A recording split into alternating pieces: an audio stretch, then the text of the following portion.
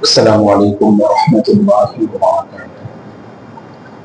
الحمد للہ رب العالمین والعاقبۃ للمتقین والصلاة والسلام علی رسولہ الامین وعلی آلہ وصحبہ اجمعین ومن تبعهم بإحسان إلى يوم الدين، أما بعد أعوذ بالله من الشيطان الرجيم۔ اليوم أكملت لكم دينكم وأتممت عليكم نعمتي ورضيت لكم الإسلام دينا۔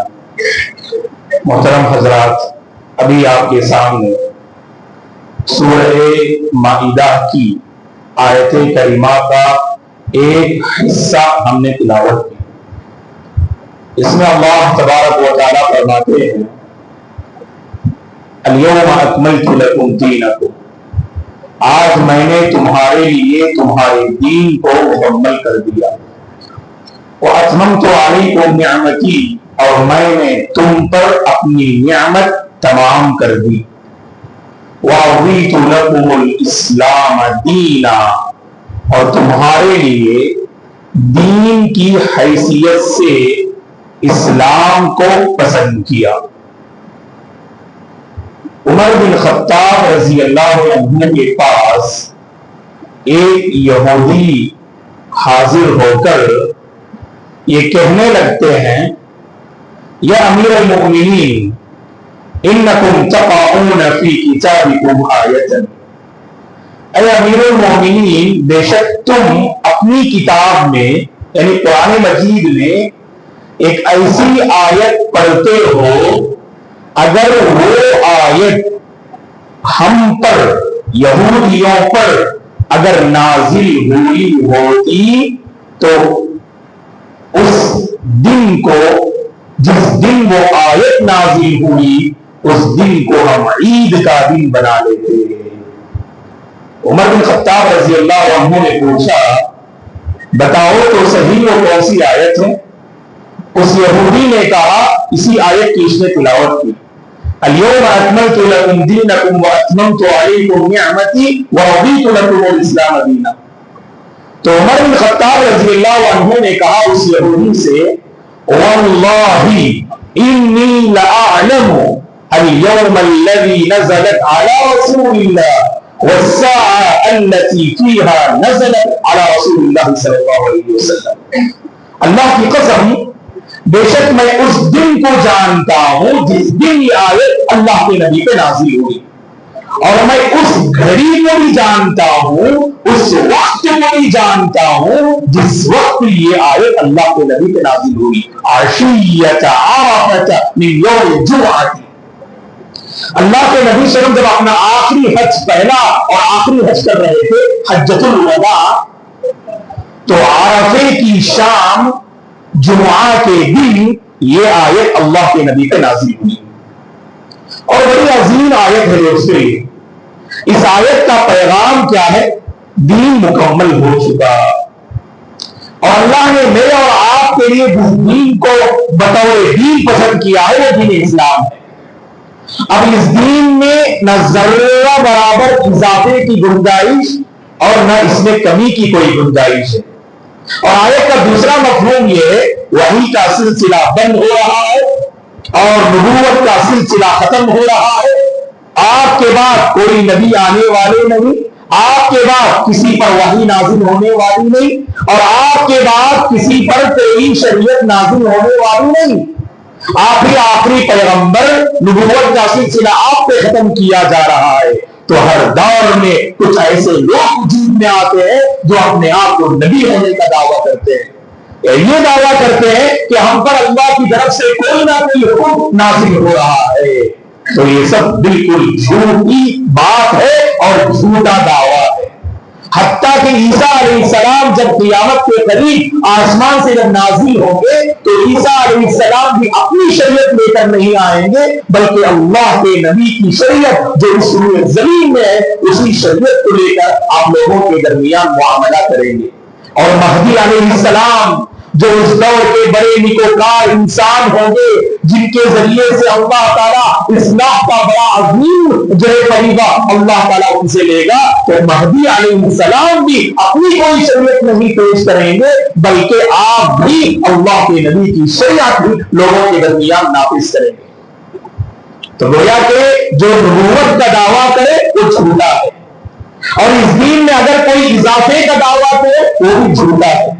اللہ کے نبی نے کیا فرمایا مسند احمد کی حدیث سے، اے میرے صحابہ، ہر وہ عمل جو آپ کو جنت سے قریب کر دے میں نے بتا دیا، ہر وہ عمل جو آپ کو جہنم سے دور کر دے میں نے اس سے آگاہ کر دیا، جہنم میں داخل ہونے والے اعمال سے بھی آپ نے واقف کر دیا، اور جنت میں داخل ہونے والے اعمال کی بھی آپ نے رہنمائی کر دی۔ تو گویا کہ شریعت مکمل ہے دوستو۔ اسی لیے اللہ کے نبی نے کیا فرمایا، وہ حدیث آپ کو یاد ہوگی، بڑی عظیم حدیث ہے۔ صلی اللہ علیہ وسلم نے فرمایا، اوصیکم وإیایا بتقوی اللہ وإن تأمر علیکم عبد حبشی فإنه من يعش منكم بعدی فسيرى اختلافا كثيرا فعليكم بسنتي وسنة الخلفاء الراشدين المهديين عضوا عليها بالنواجذ وإياكم ومحدثات الأمور فإن كل محدثة بدعة وكل بدعة ضلالة وكل ضلالة في النار۔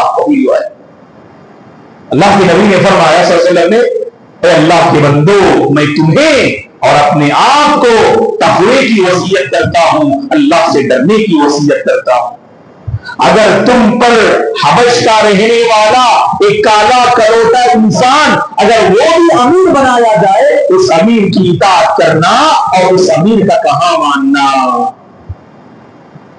اور تم میں سے جو میرے بعد اس دنیا میں زندگی گزاریں گے وہ اپنے سامنے بہت سارے اختلاف پائیں گے، بہت سارے فتنے پائیں گے، بہت سارے راستے پائیں گے، تو کریں کیا؟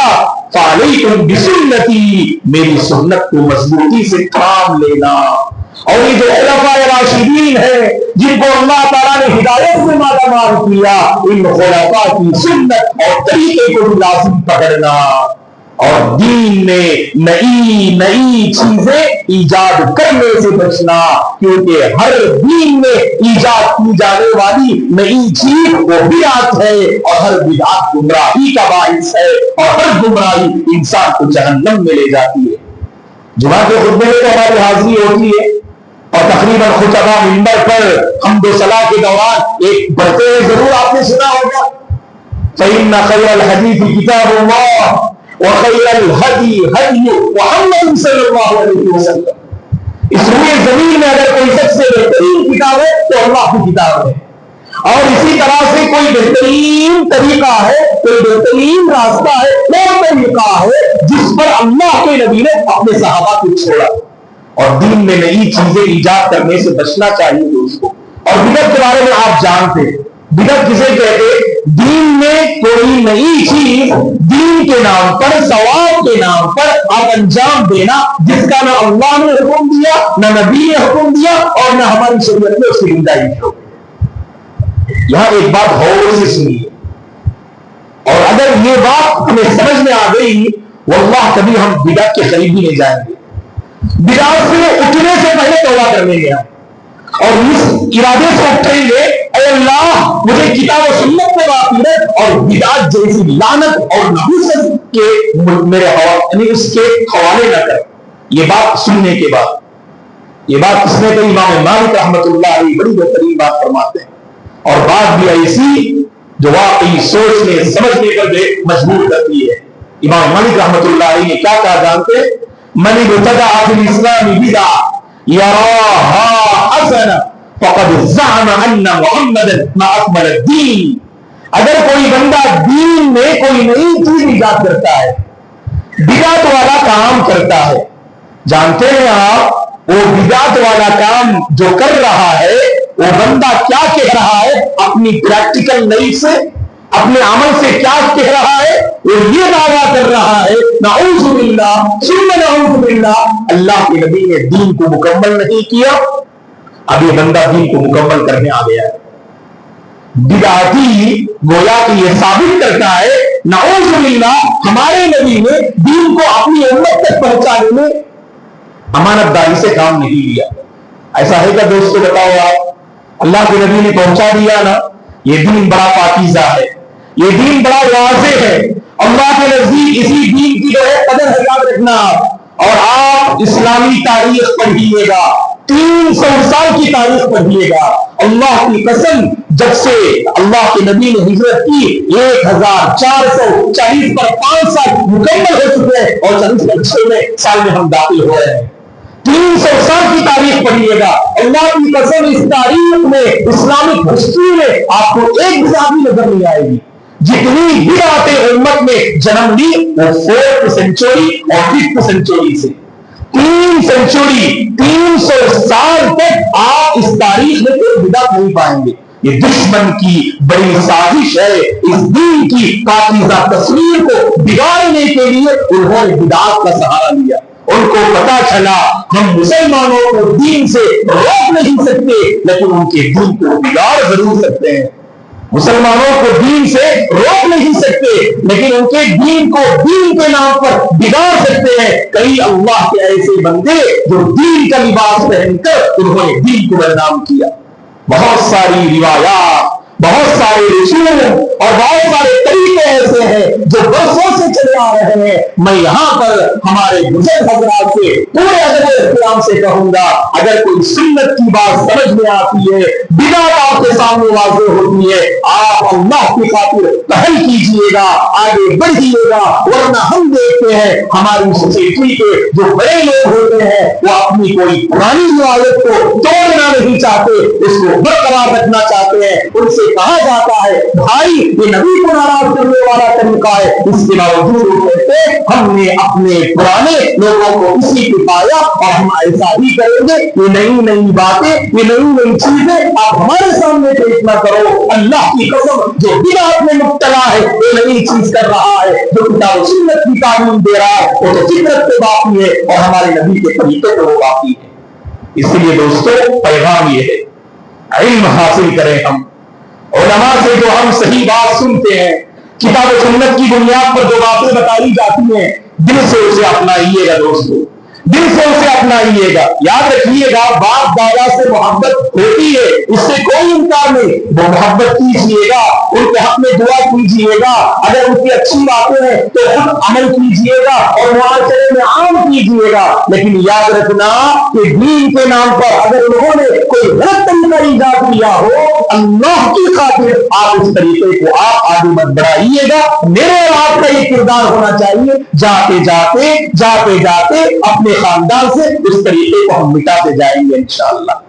اپنے گھر میں ہم سنت کو زندہ کریں گے, اپنے خاندان میں ہم سنت کو زندہ کریں گے. کیا ہی سبحان اللہ, یہ مبارک لوگ ہیں جو اپنے گھروں میں بدعات کو ختم کرتے ہیں اور سنت کو زندہ کرنے کی کوشش کرتے ہیں. اور یاد رکھنا دوستو, جو بدعات میں مبتلا ہوتا ہے نا, اللہ کی طرف سے یہ اسے سزا ملتی ہے, اللہ اس کی زندگی سے سنت کو چھین لیتے ہیں, سنت کو چھین لیتے ہیں. کتنی بڑی نعوذ باللہ یہ سزا ہے جانتے ہیں آپ, ہماری زندگی سے سنت نکل جائے, یہ بدعت کی لعنت ہے. جو بندہ بدعت میں مبتلا ہو وہ سنت سے قریب نہیں ہو سکتا ہے. یا تو آپ بدعت سے قریب ہو جائیے یا سنت سے قریب ہو جائیے. جو بدعت سے قریب ہوگا وہ سنت سے قریب نہیں ہو سکتا. اسی لیے آپ بدعت سے توبہ کیجیے, سنت کا راستہ آسان ہو جائے گا آپ کے لیے. جو بدعت میں مبتلا ہے سنت کا راستہ تنگ ہوگا, بدعت کا راستہ کشادہ ہوگا. تو بدعت کے راستے کو تنگ کیجیے تاکہ سنت کا راستہ کھل جائے اور اس پہ عمل کرنا ہمیں آسان ہو جائے. آخر بات یہ ہے, اور یہ بات سن کے اٹھے اور ارادہ کر کے اٹھے کہ ہم مرتے دم تک کتاب و سنت پہ باقی رہیں گے انشاءاللہ. ہماری جب روح قبض ہوگی تو انشاءاللہ خالص دین پر ہماری روح قبض ہوگی.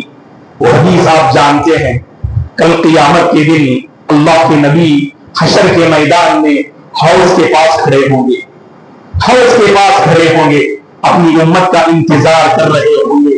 آئے گی آپ کی امت اور آپ کے دست مبارک سے حوض رسول کا پانی جو ہے پیے گی. اللہ کے نبی پلائیں گے, ان خوش نصیب بندوں میں اللہ ہم سب کو شامل فرمائے. کچھ لوگ آئیں گے, مشہور حدیث ہے, فرشتے روک لیں گے. اللہ کے نبی کو بڑے مہربان, فرشتوں سے کہیں گے چھوڑ دو, وہ تو साथी हैं, वो तो मेरे दीन पे अमल करने वाले थे, आपने छोड़ दो, क्योंकि वो आपकी उम्मत नजर आएंगे, आपकी उम्मत है वो, तो लिहाजा कहेंगे उन्हें छोड़ दो।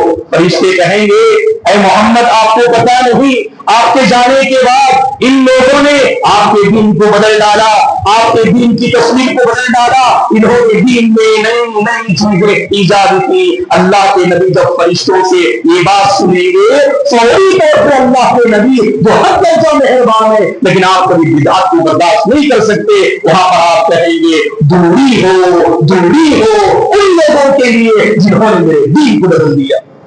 इसीलिए दोस्तों ये अज़्म करके उठे कि हम खुद किताब और सुन्नत पे बाकी रहेंगे और बिदअत से अपने दामन को बचाएंगे और माहौल को भी किताब और सुन्नत वाला माहौल बनाएंगे।